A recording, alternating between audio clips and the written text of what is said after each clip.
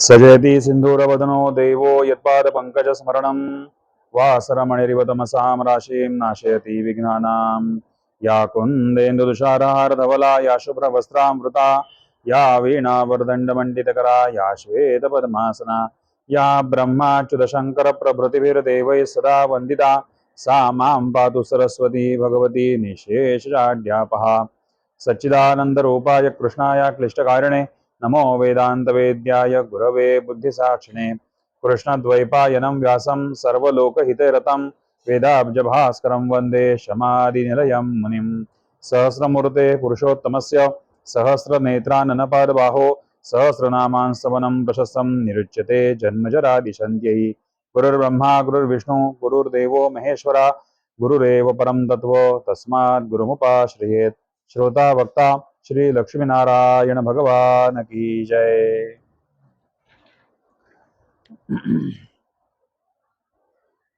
विष्णू सहस्रनामाचा आपण जो विचार करतोय त्याच्यामध्ये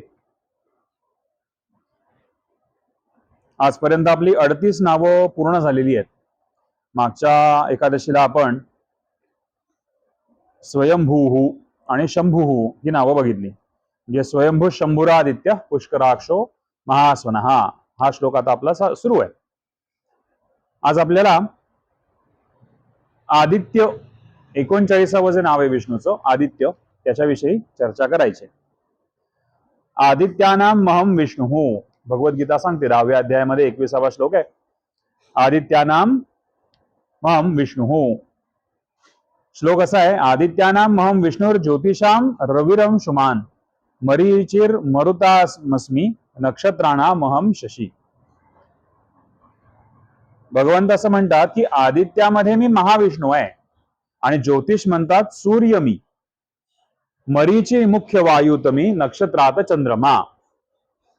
तर आदित्य म्हणजे सूर्य आणि याविषयी चर्चा करताना आपल्याला नेहमी सूर्य म्हटलं की सप्तमी हा विषय आपल्याला आठवतो। म्हणजे आपण ज्या वेळेला मकर संक्रांत साजरी करतो, आता संक्रांत हा विषय सुद्धा आपल्याला सूर्य या सूर्याच्या विषयी आपल्याला त्याच्याविषयी चर्चा होते।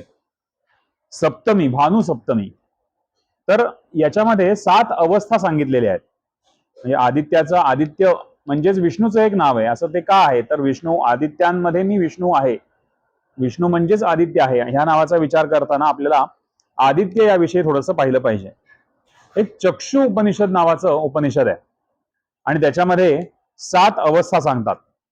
भूमिकावान, विचार, असंसर्ग, स्वप्न, सुषुप्ती, तुर्या आणि विदेह मुक्त अशा या 7 अवस्था या चक्षु उपनिषद मध्ये सांगितलेल्या आहे। हा चक्षु उपनिषद काय आहे, तर सांकृती आणि सूर्य यांचा जो संवाद सांगितलेला आहे त्याला चक्षु उपनिषद म्हटलेलं आहे।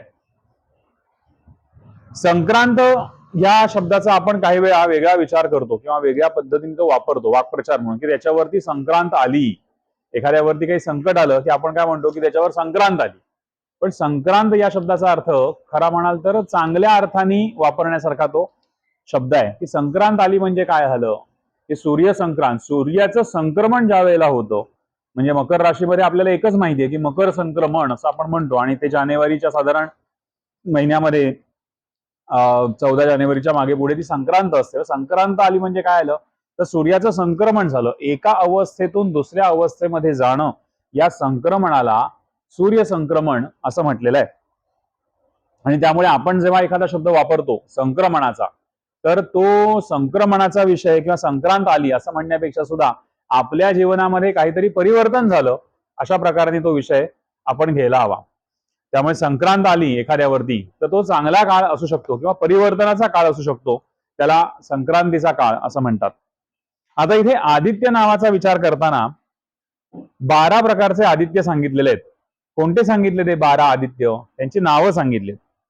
शक्र, अर्यमा, धाता, त्वष्टा, पूषा, विवस्वान, सविता, मित्र, वरुण, अंशुमान, भग आणि विष्णू हे 12 आदित्य सांगितलेले आहेत। आणि आता म्हटलं तसं की सांकृती नावाचा एक शिष्य आहे, ऋषी आहेत एक सांकृती नावाचे, आणि सूर्य यांच्या संवादात, यांचा जो संवाद आहे प्रश्न उत्तराचा त्याला चक्षु उपनिषद म्हणतात। अशीच अजून 2 उपनिषद सूर्याची आहेत की जी सूर्याविषयी आपल्याला सांगतात. त्याच्यामधलं पहिलं आहे सूर्य उपनिषद आणि दुसरं आहे एक रोगघन उपनिषद आणि अक्ष उपनिषद. हे 3 उपनिषद आहेत. सूर्यावरती सुद्धा अनेक प्रकारची स्तोत्र रचलेली आहेत. एक सांगायचा संदर्भ असा या सूर्य म्हणजे आदित्य याविषयी की जेव्हा राम रावणाचं युद्ध सुरू होतं, रामायणामधला प्रसंग आहे, आणि राम युद्ध करून करून थकलेले आहेत, म्हणजे खूप महिने किंवा खूप दिवस युद्ध चाललेलं आहे आणि त्याच्यामध्ये राम युद्ध करून थकलेले आहेत. त्यावेळेला त्यांना पुन्हा एकदा ऊर्जा मिळावी, त्यांच्याकडे शक्तीचा संचय व्हावा आणि पुन्हा एकदा त्यांच्यामध्ये उत्साह भरावा म्हणून अगस्ती ऋषींनी आदित्य हृदय स्तोत्राचं अनुष्ठान त्यांच्याकडनं करून घेतलेलं आहे. तर आदित्य हृदय स्तोत्र हे एक प्रसिद्ध स्तोत्र आहे की अगस्तींनी ते लिहिलंय आणि रामरायांकडनं त्याची उपासना आदित्य हृदय स्तोत्राची अनुष्ठान म्हणून त्यांच्याकडनं करून घेतलेलं आहे. पुढे विष्णुपत्नीम नमस्तुभ्यम हा जो आपला एक श्लोक आहे की मही देवीम विष्णुपत्नीम असं श्रुती म्हणते. म्हणजे वेदांमध्ये असं म्हटलेलं आहे की मही देवीम विष्णुपत्नीम. जर आदित्य म्हणजेच विष्णू आहे तर विष्णुपत्नीम नमस्तुभ्यम. विष्णूची पत्नी म्हणजे कोण आहे तर पृथ्वीचे पती आहेत विष्णू. विष्णुपत्नीम नमस्तुभ्यम असा आपण श्लोक म्हणतो. आणि दुसरा एक संदर्भ असा आहे की अदितीचे पती हे आदित्य आहेत. आता याचं वर्णन करताना आदित्याचं वर्णन करताना कसं केलंय आचार्य सांगतात की एकच आदित्य एकच सूर्य जर का अनेक जलपात्रात पडल्यावरती म्हणजे एकच सूर्याचं प्रतिबिंब जर पाण्यावरती पडलं तर आपल्याला ते अनेक आदित्य आहेत असं आपल्याला ते भासतात. तसं शेवटी वेदांचं वाक्य किंवा श्रुती वाक्य हे कुठे येऊन थांबणार आहे तर एकात्मतेवर येऊन थांबणार आहे. तसं एकच आत्मा अनेक शरीरात गेल्यावर अनेक भासतो असा हा आदित्य आपल्याला समजून घ्यायचा आहे. जलपात्रामध्ये समजा भरपूर काही पाण्याचा स्रोत आहे किंवा वेगळी भांडी ठेवलेली आहेत आणि त्याच्यावरती जर का सूर्यकिरण पडली तर आपल्याला अनेक आदित्य भासतात, कारण प्रत्येक एका सूर्यबिंबातनं आपल्याला वेगळा सूर्याचा भास होऊ शकतो. तसं एकच आत्मा अनेक शरीरात ज्या वेळेला जातो प्रवेश करतो त्यावेळेला आपल्याला ते अनेक भासतात असा हा आदित्य. त्यामुळे आदित्य हा शब्द किंवा हे नाव देवाचं समजून घेताना आदित्यात महाविष्णू ज्योतिष्मंतात सूर्यमी मरीची मुख्य वायुतमी नक्षत्रात चंद्रमा हा एक गीताईचा श्लोक आहे. 10व्या अध्यायामध्ये भगवंत असं म्हणतात की आदित्यांमध्ये मी कोण आहे महाविष्णू आहे. पुढचं नाव येतं 40वं पुष्कराक्ष. हा ज्योतिरादित्य पुष्कराक्षो महास्वनः त्यातलं पुष्कराक्ष. पुष्करेणो मपिते अक्षिणी यस्येती पुष्कराक्ष की ज्याचे डोळे हे पुष्कर कमळाप्रमाणे आहेत. कमळाचा एक प्रकार आहे पुष्कर कमळ, त्याच्यासारखे ज्याचे डोळे आहेत असा पुष्कराक्ष. याच्या पुढचे काही शब्दांचे अर्थ आहेत ते अगदी छोटे छोटे आहेत. काही जे आपल्याला विस्तृत समजून घ्यायचे ते आपण विस्तृत समजून घेऊया. 41वं नाव आहे महास्वनः. तर महास्वनः ह्याचा अर्थ महान असा स्वर, महान असा घोषणा. मग कोणाची घोषणा? महास्वनः हे नाव विष्णूंनी धारण करावं किंवा विष्णूचं नाव म्हणून आपण म्हणावं तर त्याचा अर्थ आहे ती घोषणा. मग विष्णू कुठल्याही घोषणेला मी आहे असं म्हणेल का की ही घोषणा म्हणजे माझं नाव आहे असं म्हणणार नाही. ही घोषणा आहे वेदांची. वेदांनी जे 4 वेदांनी आपल्याला ज्या काही वेगळे सगळे आपल्याला घोषणा केलेल्या आहेत. मग वेदांची घोषणा काय आहे? जो स्वतः वेदांचा स्वर बनलेला आहे. भगवंत असं म्हणतात की ऋग्वेद आणि यजुर्वेद हे माझे श्वास आणि उच्छ्वास आहेत. 2 वेद ऋग्वेद आणि यजुर्वेद हे माझे श्वास आणि उच्छ्वास आहेत. बृहदारण्यक उपनिषद असं म्हणतं की वेदांचा घोष म्हणजेच भगवंत. महास्वनः म्हणजे घोषणा, घोष, महान असा घोष. आणि उपनिषदांचा त्याला दाखला असा आहे की वेदांचा घोष म्हणजेच भगवंत. मग काय असेल ही घोषणा? आपण नेहमी याविषयी चर्चा करतोय की वेदांची घोषणा काय आहे तर एकमेव एकात्मता हे एकच त्यांचं घोष आहे. एकच तत्व सांगितलंय. कुठूनही काही जरी झालं कुठल्याही प्रकारे आपण त्याचं समजून घेण्याचा प्रयत्न केला तरी आपल्याला एकात्मतेकडेच जायचंय.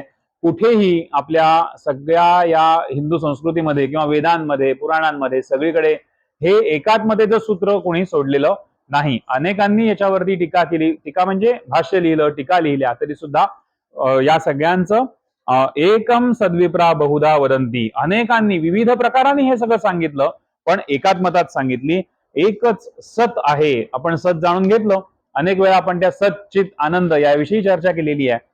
तर एकच सत, सत्य काय आहे तर एकात्मता, ही एकमेव घोषणा आहे. आता चराचरामध्ये भगवंत आहे आणि मीच भगवंत आहे, आपलं सगळं शेवटी तिथेच येणार आहे. कितीही नावं बघितली, कितीही प्रवचनं केली तरी सुद्धा शेवट अभ्यासातनं आपल्याला काय समजलं पाहिजे तर सृष्टीमध्ये चराचरामध्ये भगवंत आहे आणि मीच शेवटी भगवंत आहे. आपल्याला भगवत स्वरूप व्हायचंय, नुसतं भगवंताच्या जवळ जाऊन आपल्याला भागणार नाहीये, तर तो आणि मी एकच आहोत, ही एकात्मता आपल्याला साधायची आहे. त्यामुळे महास्वनहा हे नाव गुणांमुळे मिळालेलं आहे असं आपण म्हणू शकतो. भगवंताचा एक गुण आहे असं आपण म्हणूया. आता इथे आपण म्हणतो की वेदांची घोषणा आहे खरी ही, की एकात्मता ही घोषणा आहे, पण वेदांच्या वाक्यांचा अर्थ जर आपल्याला लावायचा असेल किंवा कुठल्याही शास्त्र ग्रंथांचा अर्थ आपल्याला करायचा असेल तर ती मीमांसा आपल्याला केली पाहिजे. मग ही मीमांसा कशी करायची? आपण आपल्या बुद्धीने मीमांसा केली तर कदाचित त्याचे अर्थ हे चुकू शकतात किंवा चुकीचे अर्थ आपण घेऊ शकतो. म्हणून सद्गुरूंच्या मार्गदर्शनामध्ये ही आपल्याला हा विचार आपल्याला करायचा आहे, तरच आपण एकात्मतेपर्यंत पोहोचू शकतो. लॉजिकल थिंकिंग हा एक आपल्याकडे चर्चेचा विषय असतो, की आपण एखाद्या विषयीचा विचार करताना लॉजिकल विचार करायला जातो, पण ती बुद्धी या एकात्मतेपर्यंत किंवा या श्रुतिवाक्यांपर्यंत आपल्याला पोहोचवू शकत नाही, ती तोकडी पडते. मग कोणती बुद्धी आपल्याला असली पाहिजे? ही बुद्धी आपल्याला मिळणार आहे कुठे तर सद्गुरूंच्या जवळ बसून आपल्याला ही बुद्धी मिळवावी लागते असं उपनिषद सांगतात.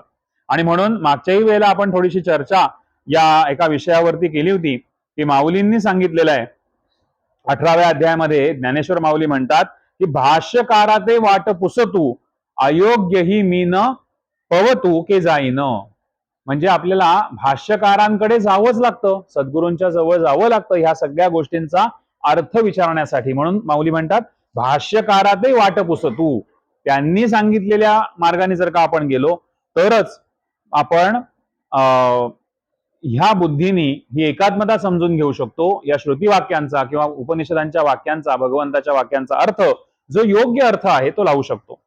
मग कधी आपल्याला हे अर्थ लावता येतील? एक पुढचा त्याच्यामध्ये विषय असा आहे की सेवा करून ते जाण नम्र भावे पुसोनिया. भगवद्गीता आहे, ज्ञानोपदेश देतील ज्ञानी अनुभवी तुझं. आपण असं म्हटलंय की भगवद्गीतेचे संस्कृत श्लोकांच्या बरोबरीने मराठी श्लोक जे गीताईचे आहेत तेही आपण सगळ्यांपर्यंत पोहोचवावे, म्हणून मुद्दामून आम्ही हे मराठी श्लोक सगळ्यांपर्यंत पोहोचवायचे. तद्विधी प्रणिपातेन परिप्रश्नेन सेवया उपदेक्षन्ति ते ज्ञानम ज्ञानस्तत्वदर्शिनः.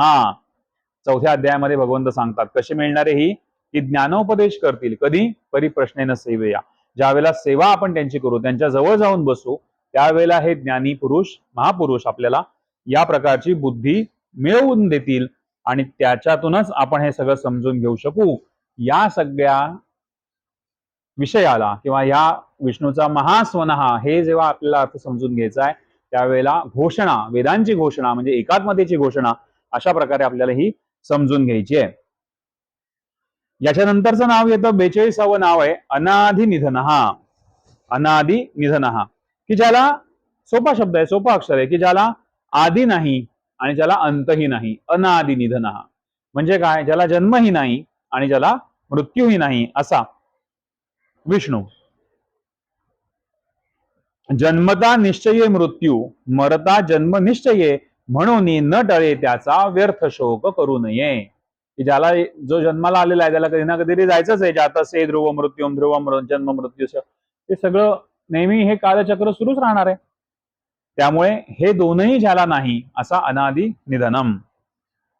याच्यामध्ये एक गोष्ट छान आपल्याला बघता येऊ शकते की पार्वती आणि शंकरांचा संवाद इथे सांगितलेला आहे.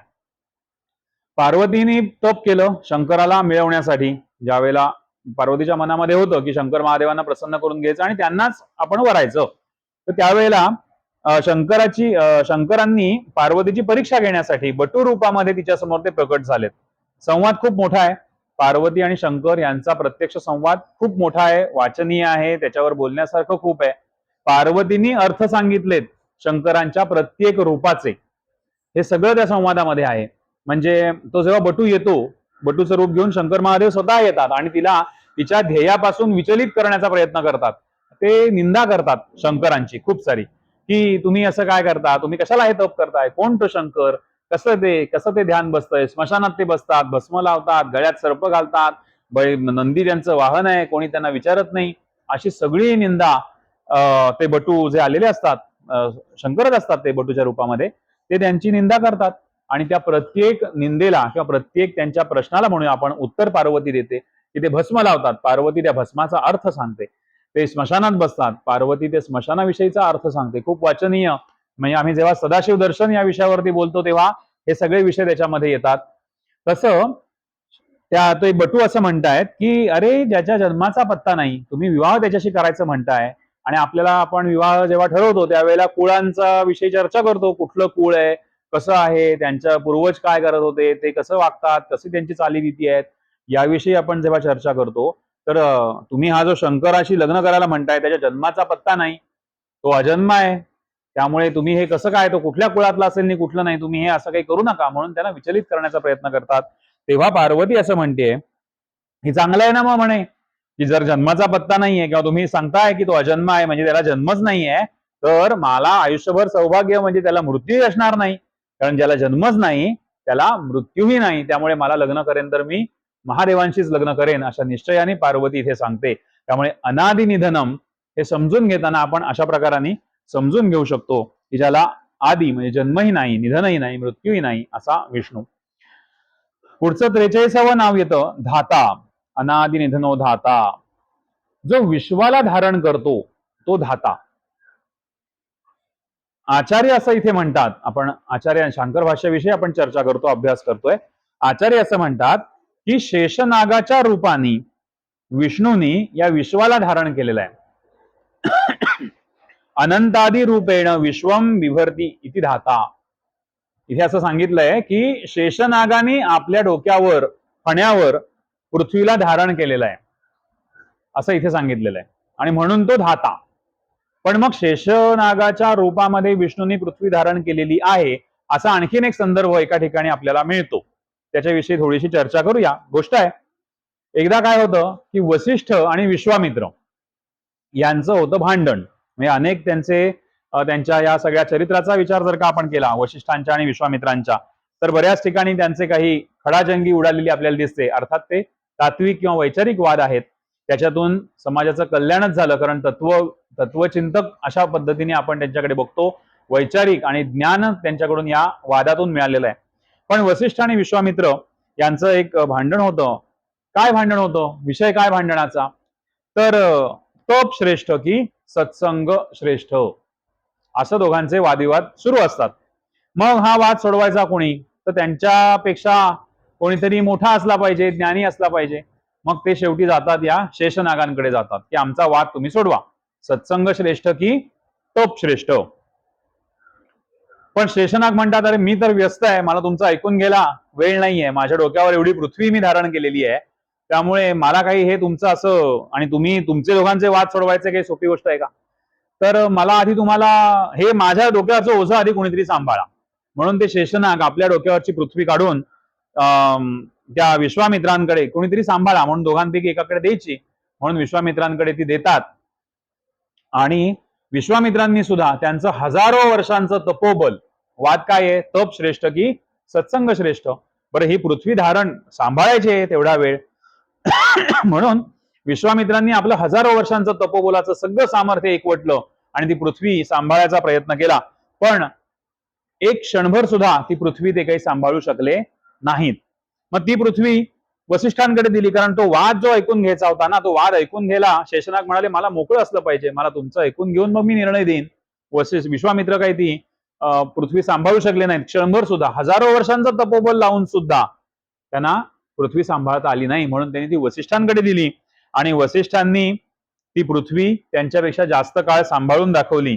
त्यांनी त्यांचा फक्त अर्ध्या मिनिटाचा म्हणूया आपण, निमिषाचा सुद्धा सत्संग कारणी लावला. म्हणजे आपण म्हणतो ना आपली ताकद काय लावली, तर विश्वामित्रांनी हजारो वर्षांचं तपस सामर्थ्य वापरलं ती पृथ्वी सांभाळण्यासाठी, आणि वसिष्ठांनी केवळ काही क्षणांचा सत्संग हा ती पृथ्वी सांभाळण्यासाठी दिला आणि पृथ्वी सांभाळली आणि पुन्हा शेषनागांनी ती मागितल्यावरती त्यांना ती परत दिली.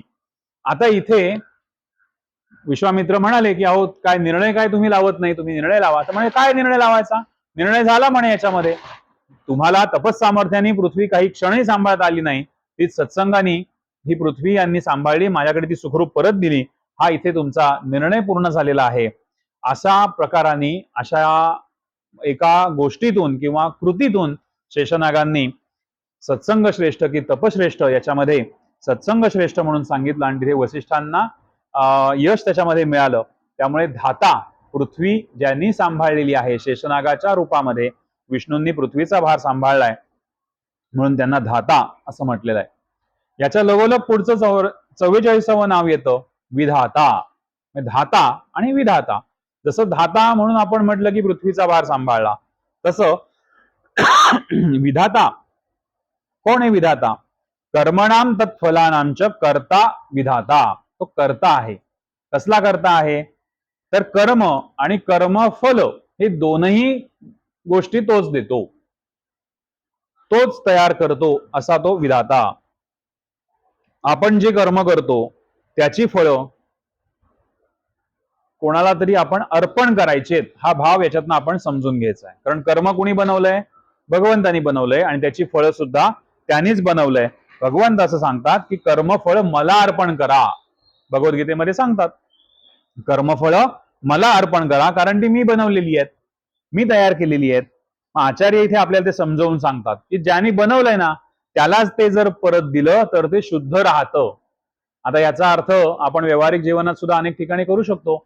उदाहरण की जिथनं आपण सोनं घेतो त्याचं काहीतरी त्याच्यावरती एक मार्किंग केलेलं असतं, काहीतरी खूण असते, ती जर त्यालाच दिली तर त्याला त्याची खूण पटते आणि ते शुद्ध स्वरूपातलं आहे असं तो समजू शकतो. त्यामुळे ज्याच्याकडनं घेतलं त्याला जर ते आपण परत दिलं तर ते शुद्ध स्वरूपात राहतं, असं इथे आचार्य आपल्याला सांगतात. मग उदाहरण काय घ्यायचं?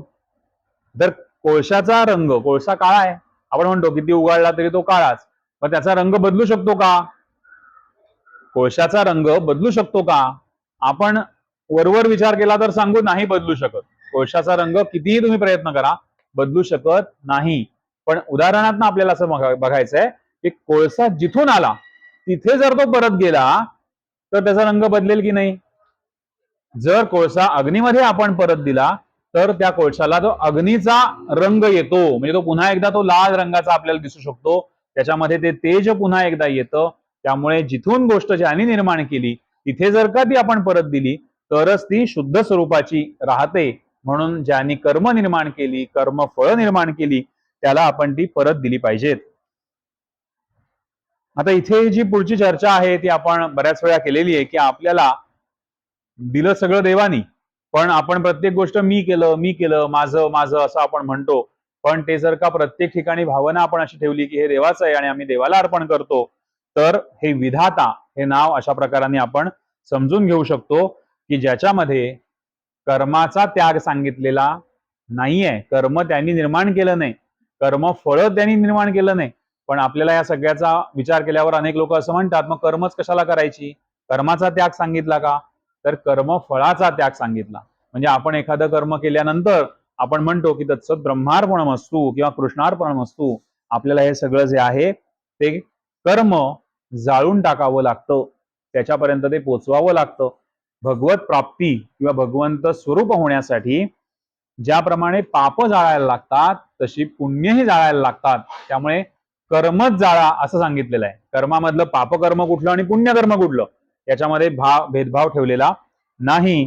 त्यामुळे विधाता हे नाव म्हणताना आपल्याला रोजच्या आपण ऍक्शन प्लॅन विषयी चर्चा करतो ना की आपल्याला जगताना हे कसं जगायचंय, रोज सकाळी रोज दिवसभर आपण जी कामं करतो त्याच्यामध्ये विष्णू सहस्रनाम कसं जगता येईल, तर हे मी केलं नाही असं म्हणून आपण प्रत्येक गोष्ट ही देवाला अर्पण करावी, असं हे विधाता हे नाव आहे.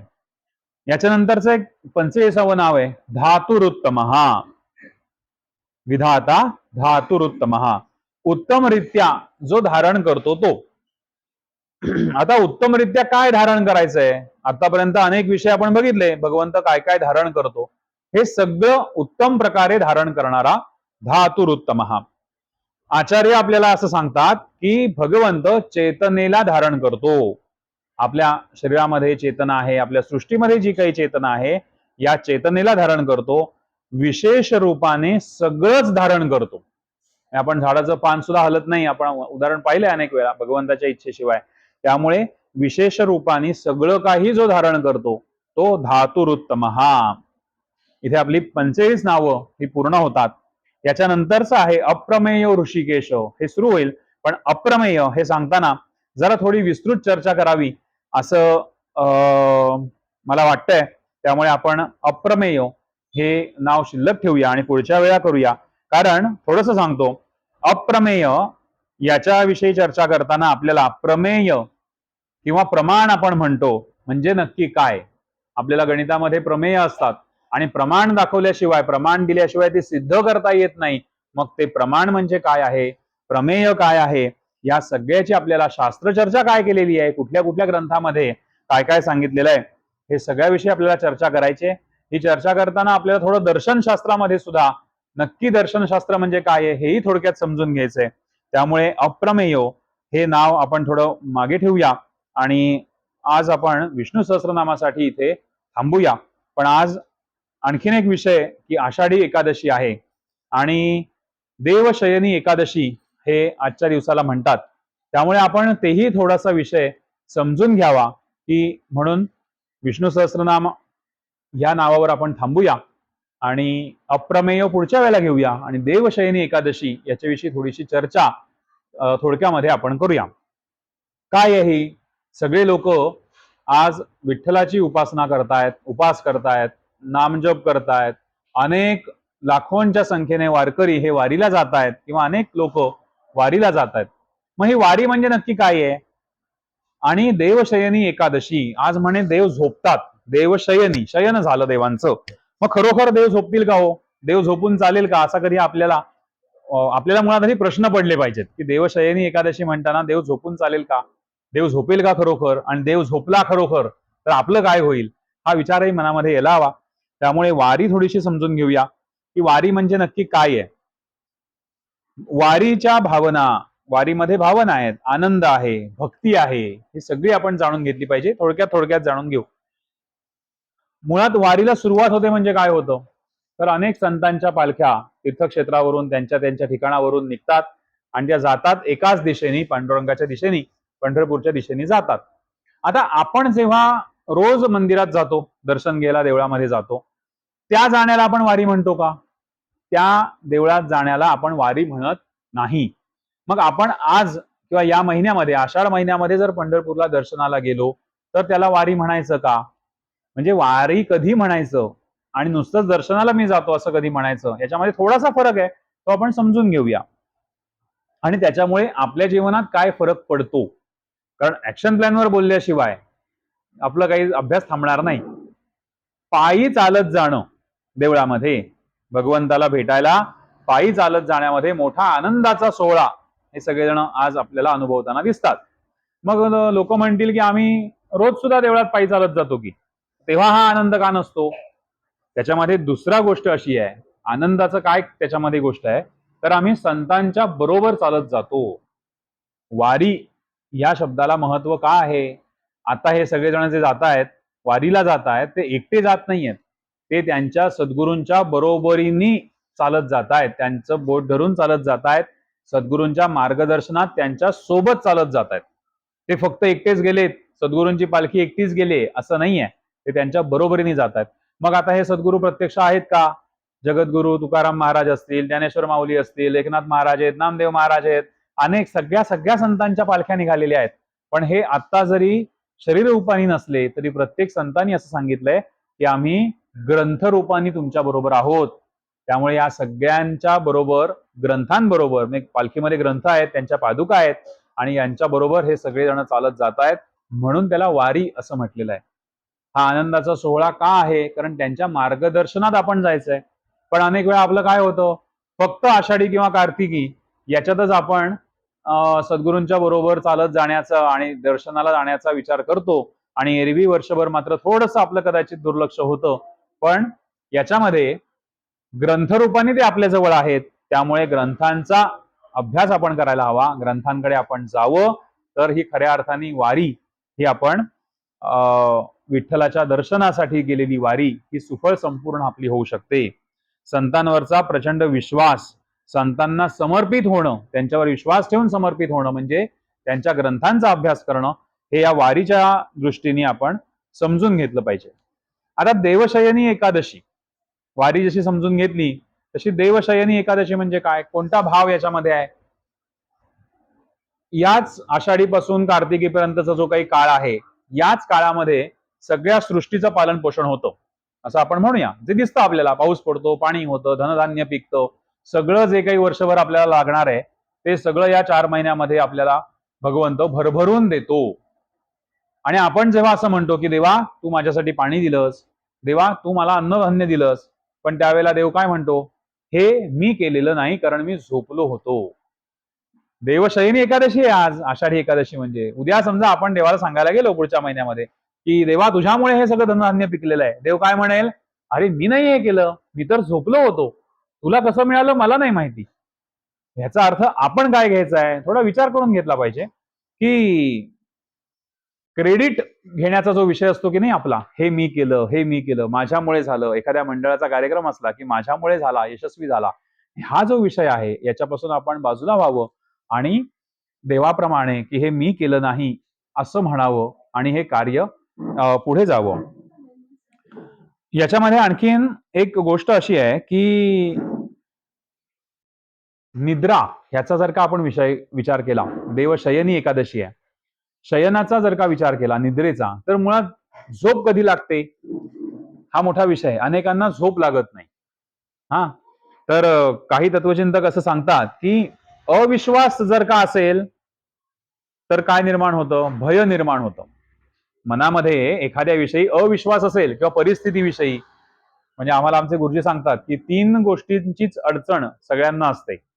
हा, परिस्थिती, व्यक्ती आणि निसर्ग.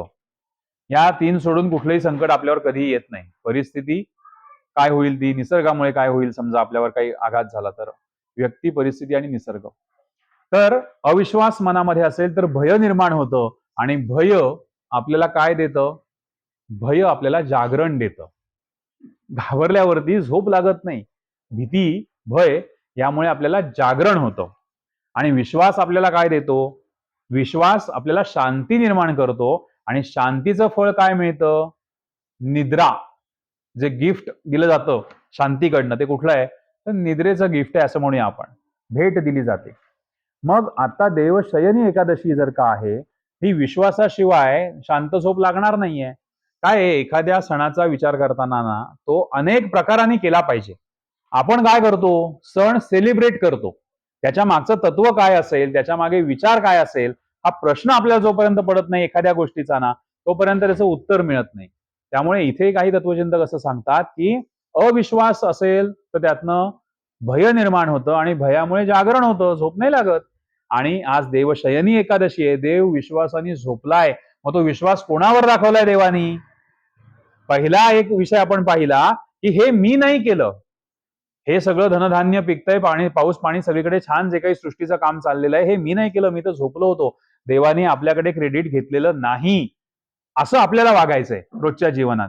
हे मी केलं, हे मी केलं, हे माझ्यामुळे झालं असं आपल्याला म्हणायचं नाहीये. हा एक विचार आपण केला. आणि दुसरा विचार आता असा आहे की देव जर का झोपलाय तर तो आपल्यावर विश्वास ठेवून झोपलेला आहे की माझे हे सगळं जे काही बनवलेलं किंवा ही जी काही सृष्टी आहे त्याच्यामध्ये हे जे काही महापुरुष असतील, संत असतील, कारण भक्त देव भावाचा भुकेला आहे, भक्तांवरती देवाचा भरपूर विश्वास आहे, भक्तांसाठी देव धावून येतो. मागच्या भागामध्ये आपण हे सगळं पाहिलं की माझ्यासाठी पण देवानी धावत यावं, असं माझ्याकडून काहीतरी घडावं, याविषयी आपण विचार केला होता.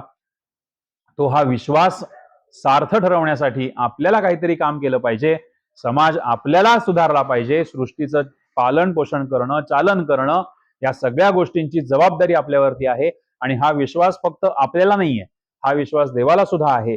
असा विचार करून हा देवशयनीचा आजचा दिवस, आज देव झोपी गेले असं आपण म्हणतो आणि देव उठणार आहेत कधी, कार्तिकीच्या दिवशी देव उठतात असं आपण म्हणतो. त्यामुळे अशा प्रकारांनी ऍक्शन प्लॅन वरती काम करून, अशा प्रकारांनी विचार करून आपण हे सण साजरे करावे आणि या दिवसाचं महत्व याही दृष्टीने त्याच्याविषयी विचार करावा. विष्णू सहस्त्रनामाचा विचार करताना अशा अनेक सगळ्याच देवाच्या नावातून आपण हाच विचार करतो की हे गुण माझ्यामध्ये कसे येतील आणि मी त्याच्यासारखा कसा बनेन. तसंच आज देवशयनी एकादशीमध्ये हा विश्वास आपल्यावर जो देवाने दाखवलाय तो आपल्याला सार्थ करण्यासाठी देवशयनी एकादशी अशा प्रकाराने जर आपण साजरी केली आणि वारी हा विषय समजून घेतला तर खऱ्या अर्थाने आज एकादशी साजरी केल्यासारखं होऊ शकेल, सुफळ संपूर्ण होऊ शकेल. आज आपण आता इथे थांबूया. पुढच्या एकादशीला पुन्हा एकदा आपण भेटू आणि पुढच्या नावांविषयी त्याची चर्चा करूया. गुरुर्ब्रह्मा गुरुर्विष्णू गुरुर्देवो महेश्वरा गुरु साक्षात परब्रह्म तस्मै. श्रोता वक्ता श्री लक्ष्मीनारायण महाराज की जय.